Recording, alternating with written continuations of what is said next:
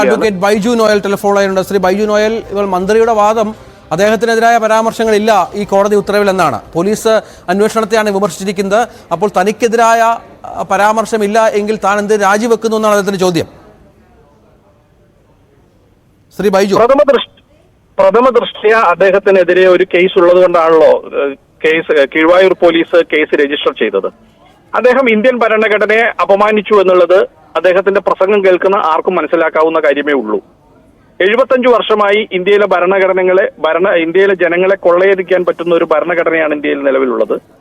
ഇന്ത്യയിൽ ഭരണഘടനയുടെ ജനാധിപത്യം, മതേതരത്വം എന്നതിന്റെ കൂടെ കുന്തം, കൊടച്ചക്രം എന്നൊക്കെ എഴുതി വച്ചിട്ടുണ്ട്. അതാണ് ഇവിടെ നടപ്പിലാക്കിക്കൊണ്ടിരിക്കുന്നത് എന്നുള്ള അദ്ദേഹത്തിന്റെ പ്രസ്താവന ഇന്ത്യൻ ഭരണഘടനയെ പ്രതി സത്യപ്രതിജ്ഞ ചെയ്ത ഒരു മന്ത്രി എന്നുള്ള നിലയിലും ഒരു MLA എന്നുള്ള നിലയിലും അദ്ദേഹം ഒരിക്കലും പറയാൻ പാടില്ലാത്ത കാര്യമാണ്.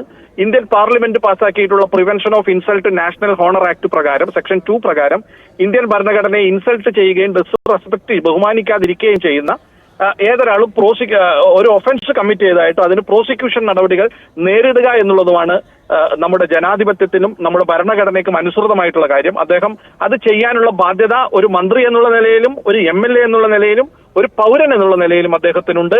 അല്ലാതെ അതിനകത്ത് ഈ പറയുന്ന ഞാൻ ഒഫൻസ് ചെയ്തിട്ടില്ല എന്ന് ഏതൊരു അക്യൂസ്ഡും പറയുന്നത് പോലെ പറയാമെന്നല്ലാതെ അതിനകത്ത് ഒഫൻസ് കമ്മിറ്റ് ചെയ്തിട്ടുണ്ട് എന്നുള്ള കോടതിയുടെ നിരീക്ഷണങ്ങളെ അദ്ദേഹത്തിന് അവോയ്ഡ് ചെയ്യാൻ കഴിയില്ല.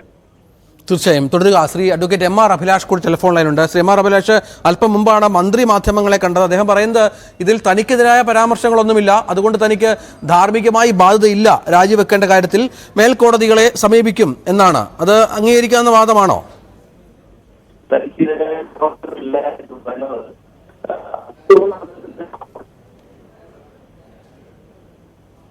സർ കേൾക്കാമോ? ഇല്ല, സാങ്കേതിക പ്രശ്നമുണ്ട്. ശ്രീ അഡ്വക്കേറ്റ് ബൈജു നോയൽ, താങ്കൾ ടെലിഫോൺ ലൈൻ ഉണ്ടെന്ന് കരുതുന്നു. അതെ, അദ്ദേഹം നിയമ പോരാട്ടത്തിനാണ് തയ്യാറെടുക്കുന്നത്, മേൽക്കോടതികളെ അടക്കം സമീപിക്കും, നിയമപരമായി മുന്നോട്ട് പോകും എന്നാണ് അദ്ദേഹം പറഞ്ഞു വെക്കുന്നത്. അപ്പോൾ ഇത് ആ ഒരു ആത്മവിശ്വാസത്തിലാണ് ഇപ്പോൾ ഉള്ളത്. നേരത്തെ ധാർമ്മികത ഉയർത്തിക്കാട്ടി രാജിവെച്ച ആളാണ് ഇപ്പോൾ ആ ധാർമ്മികത ആവശ്യമില്ല തൽക്കാലം ഈ കേസിൽ എന്ന് പറയുന്നത്. മേൽക്കോടതികളെ സമീപിക്കുക എന്നുള്ളത് അദ്ദേഹത്തിന്റെ മൗലികാവകാശങ്ങളുടെ ഭാഗമാണ്. അദ്ദേഹം അതിനെ സമീപിക്കുന്നതിൽ നമുക്ക് കുറ്റം പറയാൻ കഴിയില്ല. അത് അദ്ദേഹത്തിന്റെ അവകാശമാണ്. പക്ഷെ ഇതിനകത്ത് കേസ് ഉണ്ടോ ഇല്ലയോ എന്നുള്ള നിരീക്ഷണങ്ങളാണ് ഇപ്പോൾ കോടതി നടത്തിയിരിക്കുന്നത്. കേരള ഹൈക്കോടതി എന്ന് പറയുന്നത് താരതമ്യേന തീർത്തും ചെറുതായ ഒരു കോടതിയൊന്നുമല്ല. കേരളത്തിലെ ഏറ്റവും ഉന്നതമായ കോടതി തന്നെയാണ്.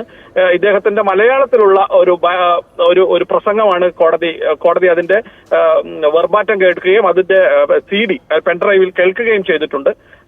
അതിനൊക്കെ ശേഷം കേരള ഹൈക്കോടതി പറഞ്ഞിട്ടുള്ള ഒരു വിധിന്യായമാണിത്. അതിനെ അനുസരിക്കാനുള്ള ബാധ്യത അദ്ദേഹത്തിനുണ്ട്. അദ്ദേഹം അന്വേഷണവുമായി സഹകരിക്കണം. അതുപോലെ ഇതിനകത്ത് കേരളത്തിലെ ക്രൈംബ്രാഞ്ചാണ് ഈ കേസ് അന്വേഷിക്കേണ്ടത്. ഇനി കേരള പോലീസ് ഇതിനകത്ത് ഫ്രീ ആൻഡ് ഫെയർ ആയിട്ടുള്ള ഒരു ഇൻവെസ്റ്റിഗേഷൻ നടത്തിയിട്ടില്ല.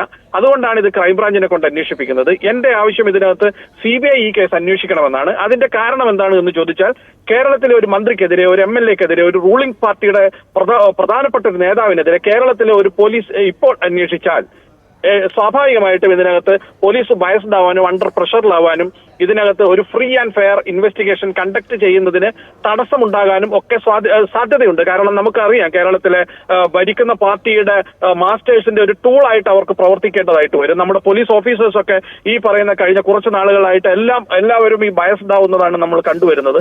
അതുകൊണ്ട് തന്നെ ഇതിനകത്ത് ക്രൈംബ്രാഞ്ച് ഈ കേസ് അന്വേഷിച്ചാലും ഇതിനകത്ത് എനിക്ക് എല്ലാ അന്വേഷണ ഏജൻസികളെയും വിശ്വാസമാണ്.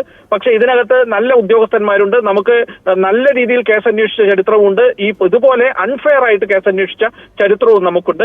ഈ കേസിനകത്ത് ഒരു അൺഫെയർ ആയിട്ടുള്ള ഒരു ഇൻവെസ്റ്റിഗേഷൻ ആവാൻ സാധ്യതയുണ്ട്. പക്ഷെ ഒരു ഫ്രീ ഇൻവെസ്റ്റിഗേഷൻ തന്നെയാണ് ഞാൻ പ്രതീക്ഷിക്കുന്നത്.